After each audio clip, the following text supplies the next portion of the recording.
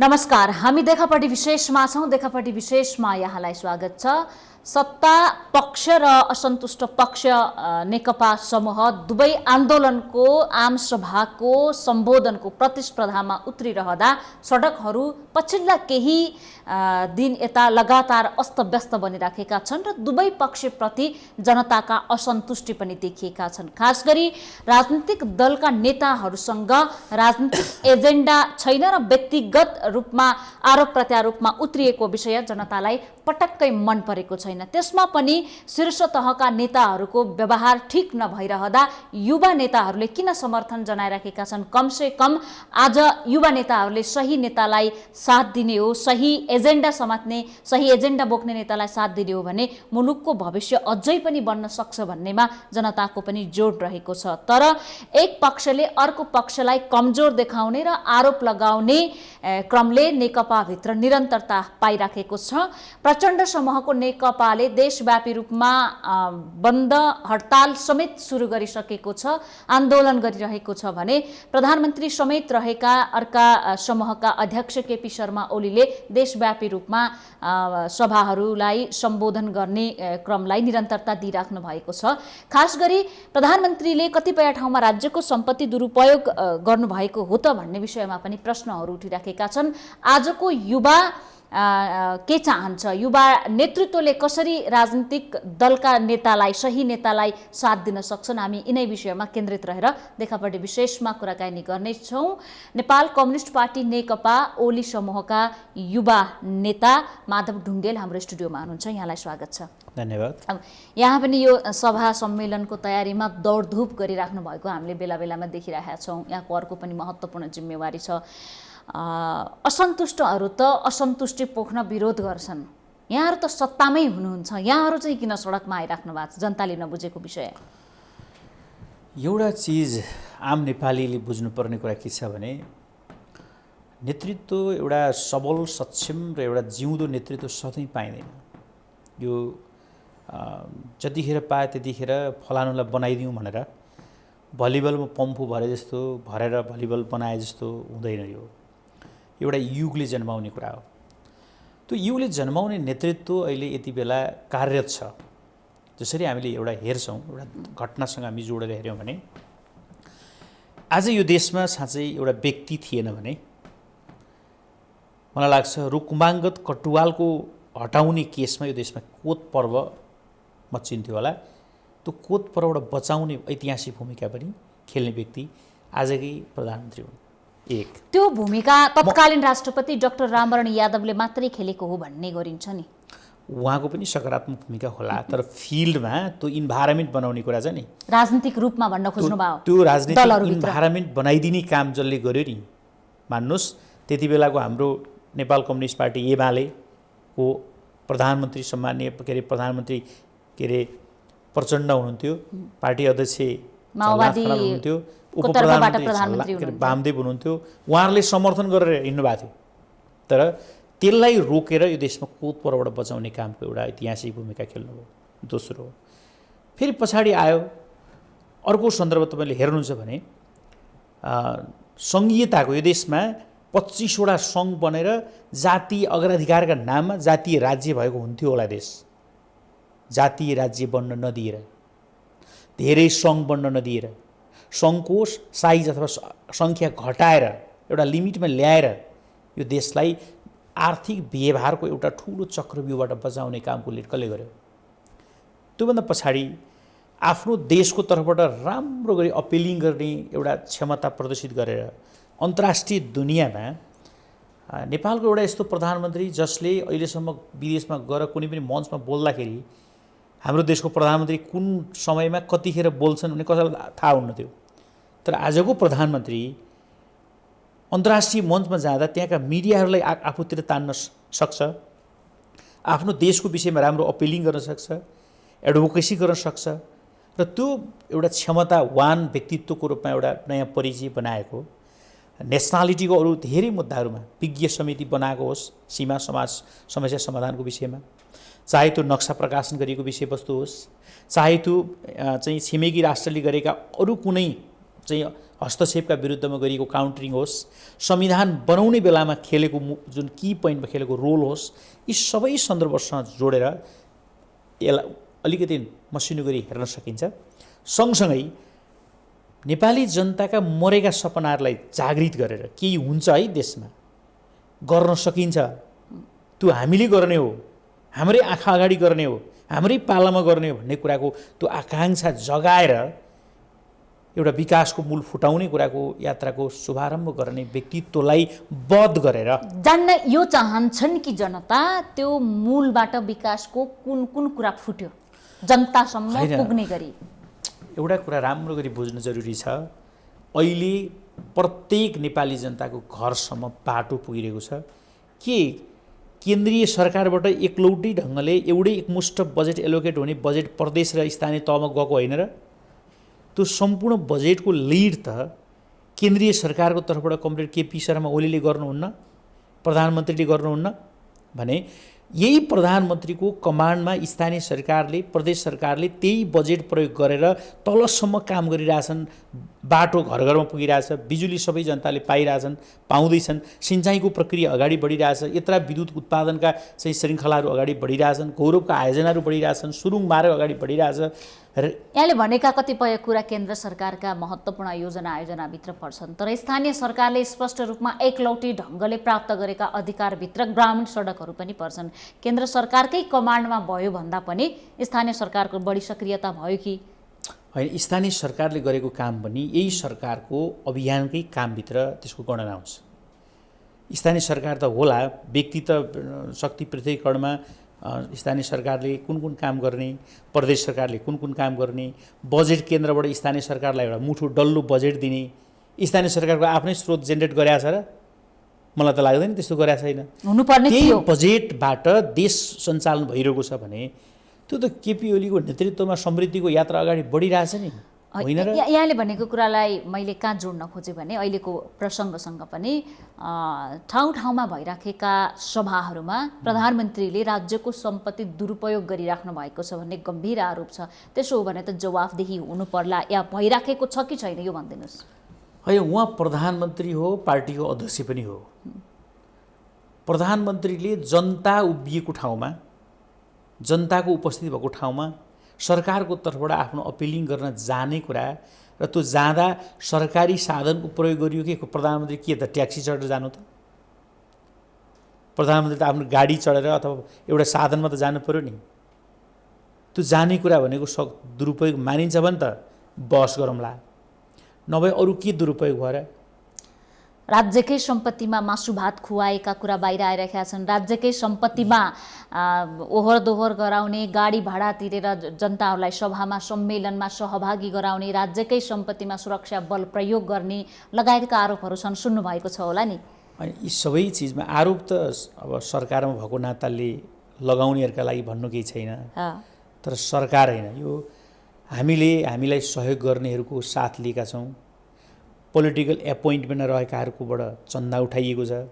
सबै क्षेत्रका उद्योगपति व्यापारीहरूले आफ्ना सेक्टरबाट हुने सहयोग गरेका छन्। अहिले म भर्खर बारा पुगेर आएँ, त्यहाँका 8-10 जना व्यापारीले मलाई यो भाग परेको छ, यो भाग परेको छ, यो भाग परेको छ, भागको उनीहरूले काम गरिदिएका छन्। प्रधानमन्त्रीले के गर्नुभयो, कुन खुसीमा अझै पनि व्यापारीले चन्दा दिन उत्साह देखाइराख्नु भएको छ? उहाँहरूको व्यापारीहरूको चन्दा दिने उत्साह के छ भने कम्तीमा यतिको नेतृत्व यो देशले फेरि छिट्टै पाउँछ भन्ने विश्वास अहिलेको व्यापारीलाई पनि छैन। किनकि यतिको एउटा डेडिकेटेड लिडरसिप, यतिको जिउँदो लिडरसिप, यतिको आफ्ना कुरा राम्रो गरी राख्न सक्ने एउटा क्षमतावान लिडरसिप त्यो सहजै पाइँदैन। त्यो लिडरसिपमा शान्तपूर्वक देशलाई अगाडि लान सकियो भने स्थिरता कायम हुन्छ। स्थिरता कायम हुँदा बिजनेस व्यापारका कुराहरू सँगसँगै अगाडि बढ्न सक्छन्, देशले एउटा काँचुली फेर्न सक्छ भन्ने उनीहरूको पनि विश्वास हो। त्यो उनीहरूले त्यो सपोर्ट गरेका हो। तर प्रचण्डले त प्रधानमन्त्रीमा केपी शर्मा ओली रहेसम्म मुलुकले कुनै पनि हिसाबले गति लिन सक्दैन, गणतन्त्र धरापमा पर्छ, संघीयता धरापमा पर्छ। अहिलेसम्मका उपलब्धि नै प्रधानमन्त्रीबाट ओह्रालोमा जान्छन् भन्ने कुरा गरिराख्नु भएको छ, दाबी त्यस्तो छ। उहाँको विश्लेषण, उहाँ प्रधानमन्त्री हुँदा गणतन्त्र जोगिने होइन, उहाँले प्रधानमन्त्री नपाउँदा गणतन्त्र नजोगिने, उहाँले पार्टीको सत्ता सबै उहाँकै हो भनेर सुम्पिँदा सिङ्गो सबै राम्रो ढङ्गले अगाडि बढ्ने, उहाँले त्यो नपाउँदाखेरि नबढ्ने भन्ने त हुन्न होला। त्यसर्थ अहिले यो संविधानले उहाँहरूले भन्दै हुनुहुन्छ संवैधानिक कु भयो, असंवैधानिक कदम हो, यो प्रतिगमन हो भन्नुहुन्छ। कुन संविधान अनुसार आज सर्वोच्च अदालतमा बहस चलिरहेछ त? कुन संविधानमा टेकेर निर्वाचन आयोगले काम गरिरहेछ त? कुन संविधानमा टेकेर यो देशमा अरू फङ्सन भइरहेछन् त? संविधानमा टेकेरै भइरहेछ त? संविधान छोडेर भएको छ र? सर्वोच्चमा बहस चलिरहेछ होला, संवैधानिक इजलासले एउटा विश्लेषण गर्ला, एउटा निर्णय दिला, त्यो निर्णय मान्दिन कसैले भनेको छ र? प्रधानमन्त्री पनि त कानुनको विज्ञ त होइन। ल मान्नुहोस् सङ्कट पऱ्यो, अप्ठ्यारो पऱ्यो, आफूलाई चारतिर घेराबन्दीको महसुस भयो, एउटा कार्यकारी प्रधानमन्त्री, मुलुकको लोकतान्त्रिक सत्ताको प्रधानमन्त्रीले अप्ठ्यारो विशेषाधिकारको प्रयोग गर्नुभयो, संसदको विघटन गर्नुभयो, जनताको बिचमा जानेको उद्घोष गर्नुभयो। ल अपराधै गर्नुभएछ भने अथवा कानुनमा त्यो कुरो कहीँ छैन भने बहस त चलिरहेछ त। त्यसले जे फैसला गर्छ मान्दिन त भनेको छैन भने मान्नुहोस् कानुन केपी ओलीले हातमा लिएको त छैन नि होला। मलाई यस्तो लाग्छ एउटा संविधान मिचेर बल मिचाइ गरेर बारम्बार उहाँले शक्ति केन्द्रमा आफूलाई राख्नु भएको छ, कसैलाई टेर्नुहुन्न भन्ने आरोप के हो त? शक्ति केन्द्र त प्रधानमन्त्री आफैमा शक्ति हो एउटा, होइन? अर्को कुरो उहाँको एउटा विशेषता, उहाँको डेडिकेसन, उहाँको सङ्कल्प एउटा अर्को एउटा शक्ति हुँदै हो। उहाँ अहिले पनि त सबै शक्ति हामीसँगै छ भन्ने कमरेडहरूलाई आजकै अथवा यो सभा जनसभाले पनि त एउटा सन्देश त दियो होला नि। भर्खरै हामीले यो जनसभा सम्पन्न गऱ्यौँ, यो सम्पन्न भएको जनसभाले त्यो सन्देश दिएन। फेरि अब केही दिन पछाडि बुटोलमा हुन्छ, त्यसले अर्को सन्देश दिन्छ। अलि अगाडि चाहिँ सुदूरपश्चिममा उपस्थित गराएर तर्साइराख्नु भएको छ। होइन, जनता कसको पक्षमा छन् भन्ने कुरा त राम्रो गरी जान्नुपर्छ नि कमरेडरले। किन जनता पछि लागिरहेछन् त? केपी ओलीसँग आशा छ, अपेक्षा छ र केपी ओलीबाट अझै जनता तृप्त भइसकेका छैनन् है। जनताको अतृप्ति भाव बाँकी नै छ। केपी ओलीबाट अझै धेरै चिज खोजिरहेछ है नेपाली जनताले, एउटा। दोस्रो कुरा भनेको यो जेनेरेसनमा केपी ओलीको विकल्प जनताले खोजेको छैन है। कमरेड प्रचण्ड चाहिँले म हुन्छु भनेर दौरा सुरा लाएर तयार भए पनि, कमरेड माधव नेपालले तयार भए पनि केपी ओलीको विकल्प फेरि पुरानो पुस्ताभित्र फर्काउन कोही नेपाली जनताले चाहेको छैन भन्ने कुरा यी सभाले त सन्देशै दिइरहेछ। प्रचण्ड माधव कुमार नेपालले त तुरुन्तै राजीनामा पनि माग गरिराख्नु भएको छ। बारम्बार छिटो राजीनामा दिनु पर्यो, छोड्नुपर्छ, उहाँलाई वैधानिक सरकारको नेतृत्वकर्ता नै होइन भनेर भनिराख्नु भएको छ। किन केपी शर्मा ओलीले राजीनामा नदिने त? राजीनामा दिँदा के फरक पर्छ? होइन, राजीनामा भन्ने चाहिँ त्यति सस्तो नठानौँ न। राजीनामा किन दिने त? त्यस कारणले प्रस्ट्याइदिनुहोस् न। उहाँले राजीनामा नदिँदा के हुन्छ, दिँदा के हुन्छ? होइन, उहाँले त प्रष्ट पारिसक्नुभयो कि म जनताको बिचमा जान चाहन्छु, जनताबाट म अपडेट हुन चाहन्छु भन्ने कुरा उहाँले घोषणै गरिसक्नुभयो त। चुनावमा जाने कुरा कि उहाँलाई अब प्रधानमन्त्री छोडेर फेरि यही बिचको बाटोबाट कोही प्रधानमन्त्री हुने दाउ खोजेर हुन्छ त? अब जनताबाट अनुमोदित भएर प्रधानमन्त्री हुने बाटो रोज्नुहोस् न कमरेड प्रचण्ड। जनताबाट अनुमोदित भएर आउनु पर्यो। अब चुनाव घोषणा भएको छ, चुनाव हुने वातावरण बनाउनु पर्यो। चुनाव निर्वाचन आयोगमा गएर चुनावको सबै प्रक्रिया रोक्नुहोस् भनेर निवेदन हाल्नु भएन। त्यो चाहिँ लोकतान्त्रिक भयो त? निर्वाचन आयोगले आफ्नो फङ्सन अगाडि बढाइरहेको छ, काम अगाडि बढाइरहेको छ। 1 वर्ष पछाडि, 1.5 वर्ष पछाडि त नियमितै चुनाव हुने ठाउँ पुग्थ्यो नै। अलिकति अगाडि चुनाव भएको हो, चुनावबाट डिरेल भएको छैन त देश त। त्यही चुनावमा गएको छ भने 1.5 वर्ष अगाडि चुनाव हो। भन्नुहोस् न तपाईँले केपी ओलीलाई यो चाहिँ सारा सबै दुनियाँ चाहिँ चुनावमा गएर आफ्ना मुद्दाहरू राख्नुहोस्, के अपराध गरेका छ त्यो सबै भनिदिनुहोस्, जनता कन्भिन्स गर्नुहोस्, जनताको अभिमत लिनुहोस् र फेरि प्रधानमन्त्री हुनुहोस् न। बाटो त्यो पो लिनु पर्यो त। जब त्यो अनि भनिदिएको छ यो चुनाव गराउने चुनावै होइन, के गरेर चुनाव त सबै प्रक्रिया अगाडि बढिरहेछ। ल तपाईँहरूले साथ दिनुभयो भने, तपाईँहरूले बहिष्कार गरेर ध्वंस गरेर यसलाई डिरेल पार्न खोज्नु भएन भने त नियमित चुनाव त हुन्छ। अनि चुनाव निर्वाचन आयोगले पार्टीको टुङ्गो लगाइदिएन, चुनाव हुँदैन भन्ने दाबी छ नि। अब कसरी हुने त? दर्ता कसरी हुने? चुनाव चिन्ह कसरी पाउने? चुनाव चिन्ह त एउटा चिज के हो भने निर्वाचन आयोगले एउटा फैसला त पक्का गर्छ नि टाइममा। त्यसको त टाइम आएपछि त उसले गर्छ नै। अहिले के भयो भने एउटा प्रारम्भिक सङ्केत त गर्यो, किनभने स्वाभाविक छ त, कुनै पक्ष लाएर गरेको भन्न मिल्छ र? उहाँले केपी ओली अध्यक्ष, प्रचण्ड अध्यक्ष र चाहिँ विष्णु पौडेल महासचिव भएको जो पार्टी हो, निर्वाचन आयोगले त्यसैलाई चिन्छ। र प्रमुख नेतृत्व को थियो त भन्दा केपी शर्मा ओली हुनुहुन्थ्यो। त्यो पार्टीले त्यही भन्छ, त्यो कुरा निर्वाचन आयोगले बतायो। त त्यो बताउँदाखेरि हामीले पनि त बढाएको यति ठुलो केन्द्रीय कमिटीको सङ्ख्यालाई निर्वाचन आयोगले मानेन नि, हामीले अस्वीकार गरेका छैनौँ। अनि उहाँ अहिले माधव नेपाललाई अध्यक्ष बनाए पनि मानेका छैन।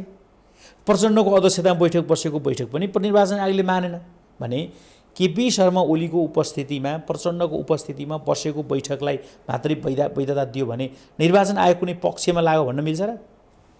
ल, कुनै पक्षमा लाएर गरेका छैन नि त, स्वतन्त्रपूर्वक विजय बसेर गरेका छ नि। चुनाव हुँदैन भन्ने ठुलो आशंका छ। अहिले तपाईँ यही कुरा हेर्नुहुन्छ भने अब पार्टी यही स्पिडमा जाँदाखेरि के हुन्छ भने केपी शर्मा ओली, प्रचण्ड, माधव नेपाल सँगै बसेर फेरि पनि त पार्टीलाई एकताबद्ध लाने हो भने संवाद गरौँ, वार्ता गरौँ। जसरी गालीको आरोपको वर्षा भइराखेको छ एकअर्काप्रति, त्यसरी एक ठाउँमा उभिने सम्भावना छ त? अझ प्रचण्ड त भनिराख्नु भएको छ मिल्न सकिँदैन कि होइन? उहाँ त झन् सबभन्दा छिटो मिल्न तयार हुनुहुन्छ, मलाई त्यस्तो लाग्छ।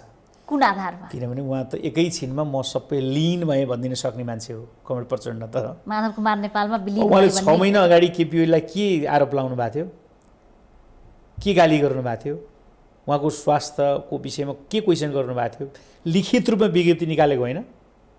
6 महिना पछाडि त उहाँ चाहिँ केपी ओलीलाई 1 नम्बरको अध्यक्ष मानेर, नेता मानेर पार्टी एकता गर्न तयार हुनुभयो त।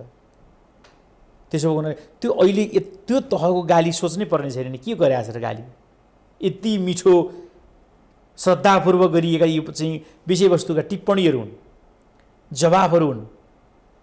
राजनीतिक संस्कारले यही भन्छ, यो मिठो टिप्पणी यही हो राजनीतिभित्रको भाषा, मिठो भाषा। अब एउटै पार्टी एउटै फोरममा एकै ठाउँमा बसेर कुरा गर्दाखेरि यी सबै चिजहरू अर्को भाषामा मोडिन्थे होलान्। फरक मञ्चमा फरक ठाउँमा उभिएर बोल्दाखेरि अलिक फरक हुन्छ होला। राजनीतिमा यस्तो हुन्छ, अगाडि बसेर मान्छेले कम गाली गर्छ। युवाहरूले यस्तो कुसंस्कार देखिएको कुराको बहिष्कार गरिदिनु पर्यो भन्ने तमाम मानिसको जवाफ चाहना त यहाँले थाहा पाउनु भएको छ होला नि। यहाँले नै सहजै यो विषय राजनीतिक संस्कारको एउटा पाटो हो भनेर स्वीकार्नु भयो भने राम्रो हो त भनेको छैन हैन। तर के हो भने यथार्थ कुरा त फेरि पनि बाहिर ल्याउनुपर्छ। हामीले अहिले पनि भन्दैछौँ मिल्न सक्ने सम्भावना देख्नु भएको छ। महत्त्वपूर्ण कुरा अब केपी शर्मा ओली त मलाई लाग्छ आउँ बसौँ छलफल गरौँ पार्टी एक बनाएर लैजाउँ भन्न तयारै हुनुहुन्छ। मैले त अरू फरक देखाएको छैन। उहाँहरूले त साधारण सदस्यता समेत नरहने उहाँको नेतृत्वको जुन पार्टी छ त्यो पार्टीले कमरेड प्रचण्डलाई कारबाही गरेको छैन, कार्यकारी अधिकार मात्रै फिर्ता गरे हो। त्यही विधिभित्र पनि अरू कसैलाई कारबाही गरेर निकालेको पनि छैन। वरिष्ठ नेता माधव नेपालै हुनुहुन्छ, वरिष्ठ नेता झलनाथ खनालले हुनुहुन्छ। हाम्रो आदरणीय नेताकै रूपमा एउटै पार्टीभित्र हामी त्यही फङ्सनमै छौँ भने उहाँहरूले गरे न हो। वरिष्ठ नेतालाई त प्रचण्डको केपी शर्मा ओलीलाई पार्टीको सदस्यबाट निकाल्ने, पार्टी अध्यक्षलाई निकाल्ने हैन। अब चाहिँ त्यो सबै कारबाही त उहाँहरूले गरिरहनु भएको छ। माधव कुमार नेपाल वरिष्ठ नेता हुनुहुन्छ भनेर यहाँले भनिराख्दाखेरि प्रधानमन्त्री समेत रहेका यहाँका पार्टी अध्यक्ष केपी शर्मा ओलीले त उहाँ प्रचण्डको मामुली कार्यकर्ता नै हो भनेर दाबी गरिराख्नु भएको छ। त्यो त अहिले उहाँ जुन ठाउँमा हुनुहुन्छ, जुन पोजिसनमा हुनुहुन्छ, उहाँले हामी भनिरहेछौँ उहाँले आफ्नो हैसियत बिर्सिनु भएको छ। उहाँ भने स्पष्ट कमरेड माधव कुमार नेपालले आफ्नो हैसियत बिर्सिनु भएको छ। त्यो त स्वाभाविक छ त, हामी सबैले भन्छौँ त्यो कुरा। उहाँ 15 वर्ष पार्टीको प्रमुख भएको, यस्ता खालका कन्फ्लिक्ट रूपमा मिलाउन सक्ने क्षमता भएको नेता भनेर उहाँलाई परिचित, आम नेपालीले त्यो बुझेका, कार्यकर्ताले बुझेको। उहाँ त त्यो दिशातिर लाग्नु भएको छैन। उहाँ सबभन्दा धेरै अहिले त्यो टेलिभिजनमा गाली गर्ने त उहाँ नै हुनुहुन्छ। उहाँ नै गालीको कलोजको क्षेत्रमा उत्रिनु भएको छ। सबभन्दा बढी पेलेको हेपेको पनि उहाँलाई नै होला नि त, त्यो म भनिराख्नु मान्दिनँ। भएको छ त म उहाँले। हजुरलाई म यहाँ के भन्छु भने 2025 सालदेखि कमरेड केपी ओली र माधव नेपालको रिलेसन हो, आजको रिलेसन होइन। यहाँ मदन भण्डारी भित्र जानुभयो, केपी शर्मा ओली सहितको प्रस्तावमा माधव नेपाल पार्टीको प्रमुख हुनुभयो, केपी ओलीले काँधैमा बोक्नुभयो। पार्टी डिभिजन भयो, वामदेवले अर्को पार्टी बनाउनु भयो, फेरि माधव नेपालकै नेतृत्वमा त्यो मैदानको जहाज छेडेर मैदानको होल्ड गरेर कमरेड केपी ओलीले माधव नेपाललाई साथ दिनुभयो।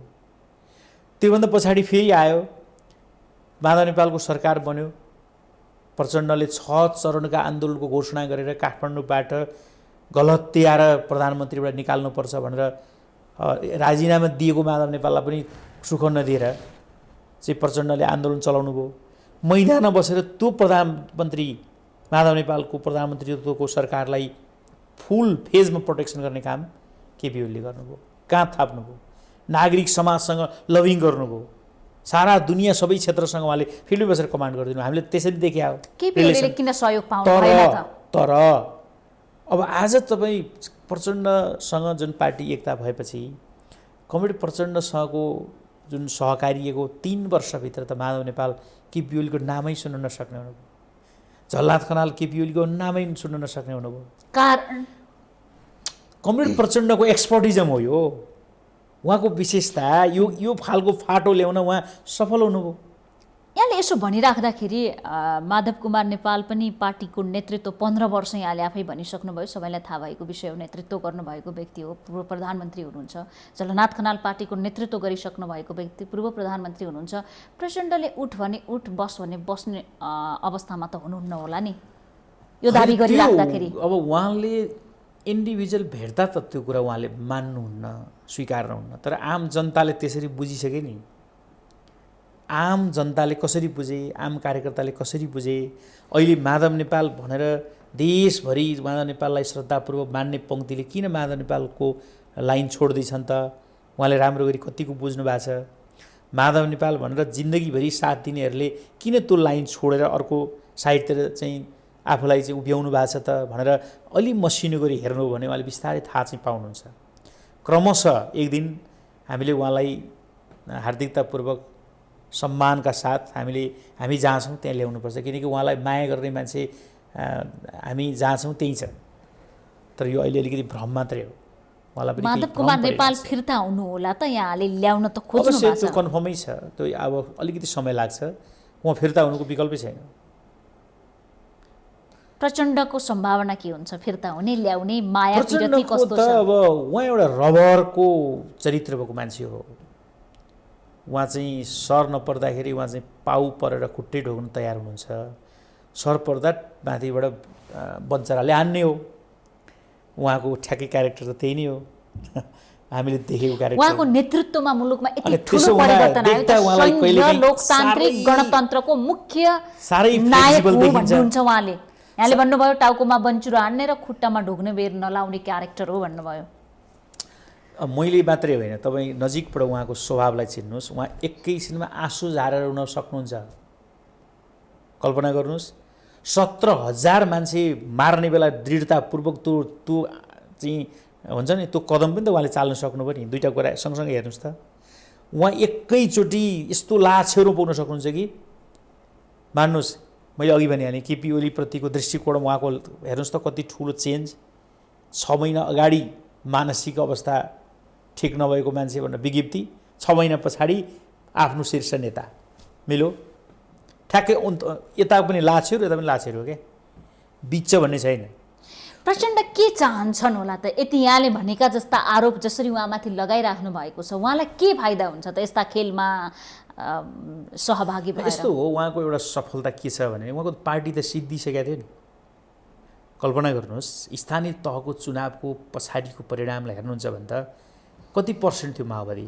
753 स्थानीय तहमा कति तत्कालीन एमालेको र जम्मा 16%मा उहाँ सीमित भइसक्नु भयो। स्थानीय तहको निर्वाचनमा 16%मा सीमित भइसक्यो हो। त्यसको तेब्बर मत चाहिँ नेकपा एमाले ल्यायो। कति थियो, कति प्रतिशत?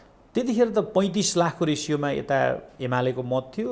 अब उहाँहरूको त 12-13 लाखको मत न हो, त्यो मतको रेसियोमा चाहिँ पनि त्यो प्रचण्डसँग माधव कुमार नेपाल र झलनाथ खनाल जाँदा त अबको निर्वाचनमा मत मैले हो त्यसमा उहाँको के हुन्छ भने उहाँ यसमा खेल्नुहुन्छ। कसरी खेल्नुहुन्छ भने उहाँसँगै आन्दोलनमा गएका सबै मान्छेले उहाँलाई छोडेर हिँडिसके।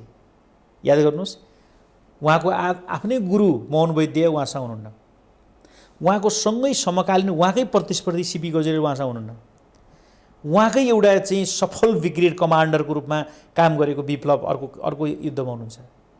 अब तपाईँ अहिले हेर्नु, रामबहादुर थापा, बादल टोपबहादुर रायमाझीदेखि मणि थापा चाहिँ लेखराज भट्टहरू जसले सिङ्गो आफ्ना क्षेत्रहरूको कमान्ड गरेका ती सबै कमान्डरहरू बाबुराम भट्टराईले त अर्को पार्टलाई हेर्नुहोस्, कति ठाउँमा उहाँको सबै शक्ति हेर्नुहोस् त।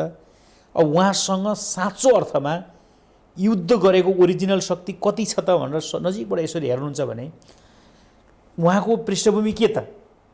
त्यही जनयुद्ध होइन? जनयुद्धमा 17,000 मान्छे मरे, मारिए, पक्ष विपक्षी जहाँसुकै होस्, सानो क्षति भएको होइन नि। मुलुक नै त्यो अवस्थाको नेतृत्व गरेको मान्छेले अनि त्यो भित्र यति ठुलो डिभिजन आइरहेछ भने उहाँलाई त्यसमा अलिकति पनि चिन्ता छैन, किनकि उहाँ पूर्व एमालेहरू अहिले फुटको अवस्था आउँदा त ओली भन्दा प्रचण्डलाई रोज्न खोजे नि। जसरी छोड्ने नै छोडेर गए त्यसको एउटा विश्लेषणको पाटो होला, तर अहिले फेरि पूर्व एमालेहरूको उताको लगाव देख्दाखेरि त कहीँ केपी ओली पनि त्यस्तो नेताले साथीले छोडेर जाने ठाउँमा एक्लिनु भएको हो कि भन्ने सङ्केत त गर्छ।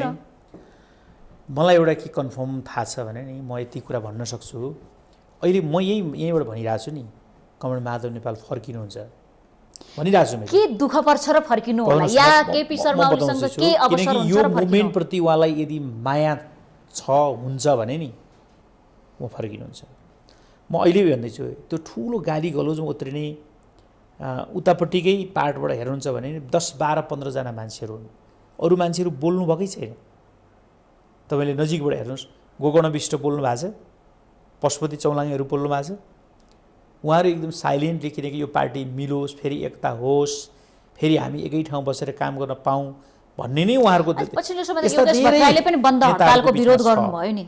त्यसको योगेश भट्टराईले पनि बन्द हडताल चाहिँ ठिक छैन, यसले सत्यानाशकै बाटोमा लग्छ भन्ने जस्ता शब्द पनि प्रयोग गर्नुभयो। उहाँले त्यो चाहिँ स्टाटस चाहिँ अहिलेको हो कि पहिलेको थाहा छैन मलाई, अहिलेको होला, अलि पहिलाको स्टाटस उजागर गर्दै आऊ कि जस्तो लाग्छ मलाई होइन, उहाँले स्टाटस हेर्दा। तर उहाँले पछाडि चाहिँ अब यो अहिले यो सत्ता सरकार पक्षको भन्दै उहाँले मण्डलीकरणको पनि एउटा परिभाषा गरेर उहाँले चाहिँ स्टाटस राख्नुभएको मैले हेरेँ, आरोप लगाउनु भएको छ। तर म यति कुरा भन्छु, योगेश भट्टराईले पनि अन्त जाने ठाउँ छैन, यही ठाउँ हो, यही ठाउँ आउनुपर्छ, यही बाटो हिँड्नुपर्छ, अर्को बाटो छैन। उहाँहरू भन्नुहुन्छ, प्रचण्ड भन्नुहुन्छ, चोइटिएर जानेहरू बालकोटतिर जानुहोस्, पार्टी फुट्दैन चोइटिनुस् भने त हो नि। पार्टी फुट्दैन, हामी पनि त भनिरहेको छौँ नि, पार्टी कहाँ फुट्छ भनेको छौँ र। केपी ओलीको नेतृत्वमा नेपाल कम्युनिस्ट पार्टी अलरेडी निर्वाचन आयोगमा दर्ता छ, त्यही पार्टी कायम गरौँ, सकितको त्यो कायम गरौँ, कहाँ रोकिएको छ त? नमिलेका कुरा के छन् मिलाउँ, अगाडि बढौँ। र केपी शर्मा ओलीकै नेतृत्वको पार्टीलाई स्वीकार गरेपछि त पार्टी फुट्नै परेन नि। पार्टी फुट्न त अब अरू त्यो बाहेक त यदि पार्टी अर्को बनाउनु पर्यो भने त जसलाई चाहियो त्यसले पार्टी दर्ता गर्ने हो होइन र। अब चुनाव कसरी हुन्छ त? यो लडाईँमा अल्झिराख्दाखेरि चुनाव चिन्ह त दिनु पर्ला, पार्टी दर्ता त हुनु पर्यो। चुनाव लड्ने भएपछि चुनाव माग्नु पर्यो कि यही पार्टीबाट लड्नु पर्यो नि त, कि अर्को दल माग गर्नु पर्यो? कसले माग गर्ने हो? दल दर्ता गर्नु पर्यो कि त यही पार्टीबाट चुनाव लड्नु पर्यो? अनि योभन्दा बाहेक त विकल्पै छैन नि। जस्तो कि उहाँहरूले चुनाव पुनर्स्थापना भएन भने यो मुलुकका लागि सङ्कटको अवस्था निम्त्याउनेछ र हामी सशक्त आन्दोलन गर्छौँ भनेर उद्घोषै गरिसक्नु भएको छ।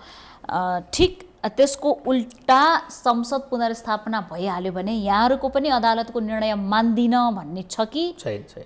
पुनर्स्थापनाको प्रक्रियामा जानुहुन्छ? पुनर्स्थापना भयो भने पनि हामीले अथवा हाम्रो पार्टी अध्यक्ष केपी शर्मा ओलीले, प्रधानमन्त्रीले मान्दिन भन्नुभएको पनि छैन, हामीले त्यो कहिले भन्दा पनि भन्दैनौँ। फेरि पनि आन्दोलन हुँदैन यहाँहरूको तर्फबाट। पुनर्स्थापना एउटा कुरा त पुनर्स्थापना लिगल्ली त्यो बाटो छ जस्तो लाग्दैन, किनभने 76 को धारा 1 अनुसारको यो सरकार बनेको हो भने त्यसको मेजोरिटी लुज नभएको अवस्थामा त्यो 64% जनमतले घोषणा गरेको चुनाव रोक्न सक्ने कसले?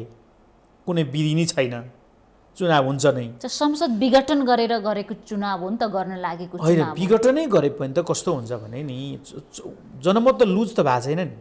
प्रधानमन्त्रीको जनमत लुज नहुँदा 76 को धारा 2 को ताल चाहिँ खुल्दैन। धारा 1 को सरकार धारा 2 मा जान संविधानविदहरूले त जनमत हुनु पर्यो नि। धारामा टिक्दै टिक्नु भएन, तालचा त खुल्ने कुरै भएन, धारा उपधारा त हेर्नु नै भएन। होइन, त्यो त तपाईँ संविधानका वकिलहरूले त आफ्नो पार्टबाट, किनकि हाम्रो देशमा के छैन, बिचबाट बोल्ने लाइन रहन्छ कि बिचबाट बोल्ने लाइन पनि भइदिएको भए वकिलहरूले अलिकति बिचमा पनि बोलिदिन्थे होलान्, कि यता कि उता भने चाहिँ जबरजस्ती कुतर्क गरेर पनि बोल्नुपर्ने। लाइन समातेर लाइन समातेर वकिलहरूले राजनीतिक पार्टीको तर्क कुतर्क समेत गर्नुपर्ने स्थिति हुँदो रहेछ। हाम्रो यो कानुनको एउटा दुर्गुण भन्छु मैले। त्यो बिचमा बसेर दुइटै व्याख्या गरिदिने पनि त एउटा पाटो यो खुला गर्नुपर्ने रहेछ क्या। यो प्राक्टिसले देखाउँछ। जस्तो कुन अवस्थामा चाहिँ चुनाव हुन्छ त भन्दा 76 को 1 अनुसार भनेको जनमत लुज भएको खण्डमा, अविश्वासको प्रस्ताव दर्ता भएको, संसद सचिवालयमा या चाहिँ संसदीय दलमा दर्ता भएको अवस्थामा अहिलेको प्रधानमन्त्रीले मेजोरिटी लुज गरेको देखियो भने संसद पुनर्स्थापनाको विकल्पै छैन। तर संसद विघटन हुँदाको अवस्थामा त्यो त कहीँ देखिन्न। अनि त्यसले 76(2) को त ढोका त पहिले खोल्नु पऱ्यो नि। ढोका खोल्न त मेजोरिटी लुज देखिनु पऱ्यो नि। मेजोरिटी लुज देखिएको भए 76 को धारा 2 मा जान्छ। यसको व्याख्या थप व्याख्या अदालतले गर्ने नै छ होला। एउटा आम जनताको चासोको विषय, सामाजिक सञ्जालतिर पनि भाइरल भएको एउटा विषय के छ भने नयाँ नारा आयो कि राजनीतिक रूपमा, केपी बा आई लभ यू। के केपी बालाई किन आई लभ यू भनेको? त्यो युवाहरूको यो त इनोसेन्ट आवाज यसको अर्थ के छ? राजनीतिक अर्थ होइन, त्यो कुनै हामीले औपचारिक नारा हामीले लगाएको होइन। त्यो युवाहरू छ नि, एउटा यस्तो चाहिँ जनमत छ कि केपी ओलीसँग त्यो क्रेज, युवा क्रेज, अचम्मको क्रेज छ। त्यो युवाहरूले एक्साइटेडली इनोसेन्टली लगाएको नारा हो। त्यो नारा अब त्यो मन पराए लाए, अब के लाग्यो त्यो अनौठो कुरो मान्नुपर्ने कुरा छैन। अब I love you KP Oli भनेर भने अब जुलुसमा त्यो के अपराध हो त? अब चाहिँ उहाँहरूलाई मन पर्यो, मनपर्छ केपी ओली भन्न पाइएन र? परेरै भने हो कि नारा तय गरेर भने हो भन्ने कुरा कोही त हामीले कुनै सुरुवात गरे पनि होइन, युवाहरू आफै नारा लाउन थाले। त्यो युवाहरूले लगाएको नारा हो। त्यो युवाहरूको एक्साइटेड। माधव कुमार नेपालले कम्युनिस्ट पार्टीमा बा मा भन्ने शब्द, आमा दाई भाउजू भन्ने शब्द प्रयोग गरिँदैन, केपी ओलीलाई बा मनपर्छ भनेर आलोचना गरेसँगै अहिले फेरि केपी बा भन्नेको सङ्ख्या बढ्या छ। यो यहाँहरूको पक्षमा, केपी शर्मा ओलीको पक्षमा साइबर सेना छन् भन्ने पनि छ आरोप। यो बा शब्द स्थापित हुँदै हो कि? त्यो चाहिँ कसरी भयो भने म अहिले यसको राम्रो कुरा भन्नु चाहिँ विश्लेषण गर्छु। यसमा म केपी ओलीका आफ्ना सन्तान छैनन् होइन, त्यसैले उहाँले सबैलाई आफ्नो सन्तान मान्नुहुन्छ। उहाँसँग जतिसुकै बाहिर देख्दाखेरि केपी ओली साह्रै अलि छुचो मान्छे हो कि अलिक कटु वचन बोल्ने मान्छे हो कि जस्तो मान्छेलाई लाग्छ नि। तर उहाँ जवाफ चाहिँ त्यसरी कडा दिनुहुन्छ। तर उहाँसँग भेट्ने मान्छे यति माइल पर्सनालिटीको रूपमा उसले बुझ्छ कि त्यति माया सायद आफ्नै प्यारेन्टबाट पाउँछ कि पाउँदैन, त्यस्तो फिल दिन सक्ने उहाँसँग त्यो क्षमता छ। त्यसैले मान्छेहरूले एउटा एक अर्थमा हर्टली गार्जेन्स मानेर बा भन्न सुरु गरे। स्टार्टिङ त्यही नै हो है। तर के हुन्छ भने त्यो बा भन्ने कुरा चाहिँ कम्युनिस्ट आन्दोलनमा कहीँ पनि हुँदैन भन्ने चाहिँ होइन। त्यही भियतनाममा हो काका किन भने त के हो त्यसको? हो अङ्कल, के अङ्कल हो, अङ्कल हो भने नि त अब सबैले अङ्कल अङ्कल। त्यो त कम्युनिस्ट पार्टीकै चाहिँ अभियानभित्रै थियो नि त होइन। अब त्यो सधैँ जीवनभर प्रेसिडेन्ट माओ किन चाहिँ अब सधैँभरि जीवनभर कम्युनिस्ट पार्टीको अध्यक्ष हुन्छ त? प्रेसिडेन्ट माओ ल भयो, नामकै अगाडि प्रेसिडेन्ट किन भयो? त्यस्ता अरू त कम्युनिस्ट बाहेकका अरू संस्कृतिभित्र त कैछन् त्यस्तो त। यहाँ अब नेपालमै पनि त गिरिजा बाबु, सुशील दा होइन, यस्ता धेरै चाहिँ उदाहरणहरू छँदैछन् त। किसुनजी किसुन भनेपछि जी उच्चारण गर्नै पर्ने हो। जी भन्ने त त्यसो भए किसुनजी यत्रो बुढो मान्छेलाई किन जी? बच्चाले पनि किसुनजी बस त्यसैमा चाहिँ इन्टरटेनमेन्ट हुन्थ्यो नि त, खुसी हुन्थ्यो नि त, कसैले सम्मान गर्दैन थियो, सम्मान त्यसैमा हुन्थ्यो नि। त्यो ब्रान्डिङ हो। अब ठिकै छ, बालाई समर्थन किन गर्ने त, अन्त्यतिर पनि छौँ। यहाँले पटक पटक दाबी के गर्नुभयो भने यो युगमा केपी ओली भन्दा अर्को विकल्प हुन सक्दैन भन्ने जुन कुरा गर्नुभयो नि, उहाँलाई के कारणले जनताले रोज्ने त? होइन, एउटा चिज त के बुझ्नुपर्छ भने कमजोरी नै नभएको मान्छे हो केपी शर्मा ओली भनेर मैले भन्नु सान्दर्भिक हुँदैन। उहाँ पनि कमजोरी सहितको एउटा मानव हो, पहिले हामी क्लियर हौँ है। उहाँसँग केही व्यवस्थापकीय पार्टमा होइन भने जस्तो ठ्याक्कै कौशलता नहुन पनि सक्छ, तर तुलनामा हेर्ने हो नि, तुलनामा हेर्दाखेरि अरू कोही भन्दा उहाँ चाहिँ कमजोर होइन, अब्बल देखिनुहुन्छ। त्यो मैले होइन, आम नेपालीले भनिरहेछ, ओल्डले भनिरहेछ, आज इन्डियन पिपुलले भनिरहेछ, युरोप अमेरिकाले भनिरहेछ। आज तपाईँलाई नेपालको प्रधानमन्त्री कसले चिन्थ्यो? आज वर्ल्ड वाइड कुनै पनि पोलिटिक्सप्रति चासो राख्ने मान्छेले नेपालको प्रधानमन्त्री को भन्दाखेरि केपी शर्मा ओली भन्छ। म साउथ एसियन एउटा चाहिँ मानव अधिकारवादीको कार्यक्रममा गएको, श्रीलङ्कामा एउटा 62 देशका मानव अधिकारका क्षेत्रका मान्छेहरू उपस्थित थिए। एउटा त्यसको कोर मिटिङमा म पनि थिएँ। नेपाल भने चाहिँ ओलीको देश भन्छ मान्छेले, ओलीको देश भन्ने आइडेन्टिटी बनाइदिनु भयो उहाँले। गर्नु के भयो त? ओलीको देश त हो नै, एउटा नागरिकको देश पनि हो, ओलीको देश पनि हो, स्वाभाविक छ। ब्रान्डिङ क्या मैले भनेको ओलीको भनेर त्यो ओली चर्चा त भयो, तर आन्तरिक रूपमा जनतामा फलानु नेता प्रधानमन्त्री हुँदाखेरि, मानिलौँ ओली प्रधानमन्त्री हुँदाखेरि मुलुकले यो पायो, जनताले यो पायो, राष्ट्रियताको सवालमा, जनताको दैनिकीसँग जोडिएका सवालमा, सुशासन कायम गर्ने सवालमा उपलब्धि त भयो होला नि त। म यसो भन्छु, यसको क्लियर गर्छु मैले। जस्तो पहिलो कुरा चाहिँ पुष्पलालले आफ्नो दस्तावेजमा यो देश अर्ध औपनिवेशिक र अर्ध सामन्ती भनेर विश्लेषण गर्नुभयो। अर्ध सामन्ती किन भन्नुभयो भने पूर्ण सामन्ती होइन है अब, किनकि धेरै देशबाट राजतन्त्र फालिँदैछन् र हामी पनि राजतन्त्र, हाम्रो देशमा पनि राजतन्त्र निरीह छ, राणा शासनतन्त्र हामी फाल्दैछौँ भने यो चाहिँ के होइन भने पूर्ण सामन्ती होइन, अर्ध सामन्ती देश हो भन्नुभयो। अर्ध औपनिवेशिक किन भन्नुभयो भन्दा यो वा त्यो कारणले हामी इन्डियाको डोमिनेन्सीमा छौँ, नेपालको क्याबिनेटमा इन्डियाको प्रतिनिधि आएर बस्ने चलन छ। त्यो हामीले के गरेको त भन्दा सबै चिज इन्डियासँग डिपेन्डेन्सी हामीले कायम गरेका रहेछौँ। नेपालको मुख्य सचिव, अख्तियार, मन्त्री, प्रधानमन्त्री बनाउँदा समेत इन्डियाको प्रतिनिधि राख्ने चलन भएर नै यो अर्ध औपनिवेशिक हो है, देख्दा मात्रै यो स्वतन्त्र हो, भित्र चाहिँ हामी स्वतन्त्र छैनौँ। अब त छैन नि यो अवस्था। प्रचण्डले भन्नुभयो, के अरे कमरेड पुष्पलालले त्यो कुरा चाहिँ उल्लेख गर्नुभयो। त्यो पुष्पलालले व्याख्या गरेको समाजको साँचो अर्थमा नेपाल स्वाधीन हो भनेर देखाएको चाहिँ एउटा मूर्त ढङ्गले देखाउन सकेको प्रधानमन्त्री यही नै। एउटा जिउँदो लिडरसिप हुँदा इन्डियालाई नाकाबन्दीमा काउन्टर गरेर कहिल्यै नाकाबन्दी गर्न नसक्ने बनाइदिनु भयो, सही हो। नेपालको सीमा विवादको टुङ्गो लगाउन कसैले आँट नगरेको कुरा विज्ञ समिति बनाएर विवाद समाधानको निमित्त विज्ञ समिति, निलाम्बर आचार्य, पेशबहादुर थापा र राजन भट्टराईको टिम बनाएर त्यो सहमत बनाएर त्यो समिति बनाइदिनु भयो, उहाँकै पालामा हो। सँगसँगै तपाईँ हरेक कुरा पछाडि जोड्दै जानु न। पार्वन सन्धिको कुरा गर्नुहुन्छ, यही देश हो विश्वेश्वर प्रसाद कोइरालाले चीनसँग भ्रमणमा जाँदाखेरि मलाई केही दिनुहोस् भनेर माग गर्दाखेरि माग भयो, उहाँले चाइनिजहरूले दिन तयार भए। तयार हुँदाखेरि के लिनुहुन्छ त भन्दाखेरि म खासाको बाटो जोड्छु, पाऊँ भने उनले पनि जोड्न पाऊँ, ल त्यो चाइनाले गरिदिन्छ भन्दाखेरि सम्झौता गरेर आएको एक हप्ता पछाडि इन्डियाको प्रेसरमा त्यो क्यान्सल गर्नु परेको देश हो यो। पार्वन सन्धि सामान्य कुरा हो। इकोनोमिकल्ली एकाधिकार भएको, भारतको एकाधिकार भएको देशमा अब भारत मात्रै होइन संसारका अरू कुनै पनि देशबाट हामी हाम्रो आर्थिक सम्बन्धहरूलाई विस्तार गर्न सक्ने बाटो खोलाइसक्यौँ हामीले। यो चिज पार्वन सन्धि सामान्य कुरा हो। पाइपलाइन, तेलको पाइपलाइन के हो त्यो चाहिँ अब अर्को जोड्नुहोस् तपाईँले। यी कति हामीले चाहिँ विदेशसँग जोडिएका कुरा गर्दैछु मैले अहिले होइन। अब चाइनिज राष्ट्रपति नेपालमा ल्याएर रेलको कुराको चाहिँ शुभारम्भ भइसकेको छ, बाटो अगाडि बढिसकेको छ, रेल ल्याउने राखेका छन्, रेल, ग्यास होइन, पानी जहाज कहिले आउँछ भनेर सबै कुराको यो भए आरम्भ भयो नि। मान्छेले के हुन्छ भने आज बोलो आजै पुर्याउनु पर्ने आजै आउँछ त आउँदैन नि, तर सुरु त भयो नि। यात्रा प्रारम्भ भइसक्यो, प्रक्रिया अगाडि बढिसक्यो, कोही 5 वर्ष पछाडि आउलान्, कोही 6 वर्ष पछाडि आउलान्, तर प्रक्रिया सुरु भयो नि त। त यो भनेको त मरेका जनताका सपनाहरू त जागृत गरिदिएछ त, होइन र? अब तपाईँलाई नेपाल म बनाउँछु सङ्कल्प गरेछ एउटा प्रधानमन्त्रीले, म भ्रष्टाचार नियन्त्रण गर्छु, भ्रष्टाचार बढेको छैन नि।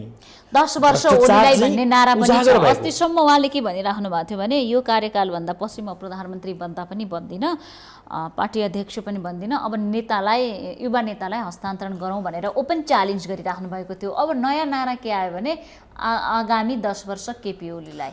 फेरि यो केपी ओलीले भनेको नारा चाहिँ होइन, यो पब्लिकले लगाएको नारा हो, आम युवाले लगाएको नारा हो। किन केपी ओलीको क्रेज सकिएको छैन भन्ने त आम रूपमा देखिन्छ। 10 वर्ष अझै मुलुकमा शासन गर्ने इच्छा स्वयं केपी ओलीको होइन, यो नारा मार्फत भन्न खोज्नुमा। त्यो त यस्तो छ, स्वयं भन्नाले 10 वर्ष केपी ओलीलाई हामीले लिड गराउनु पर्छ है।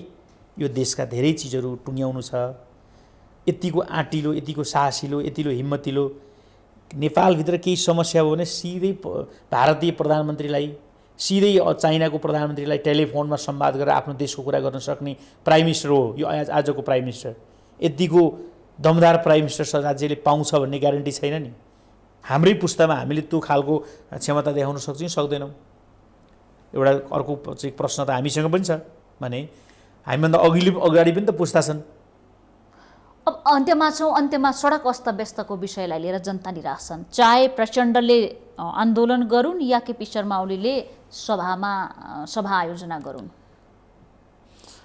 है स्वाभाविक छ जनता बन्दबाट, हडतालबाट, यस्तो खालको फुटबाट, विभाजनबाट जनतालाई लाभ हुने, राहत हुने त त्यो हामीले कल्पना पनि गर्न सक्दैनौँ। जनताको पवित्र इच्छा पार्टी मिलुन्, एक भएर जाउन्, समृद्धिको चाहिँ दिशामा अगाडि बढुन्, समाजवाद ल्याउन् भनेरै जनताले अभिमत दिएका हुन्। कम्युनिस्ट पार्टीलाई विजयी गराएका हुन्, यो यत्रो अथाह बहुमत दिएका हुन्। हाम्रो पनि चाहना शान्तपूर्वक चाहिँ देशको यो 5 वर्ष सत्ता चलाउने, स्थिरताको अनुभूति दिने नै हो। तर भएन, अब रुलिङ पार्टीभित्रै समस्या आयो।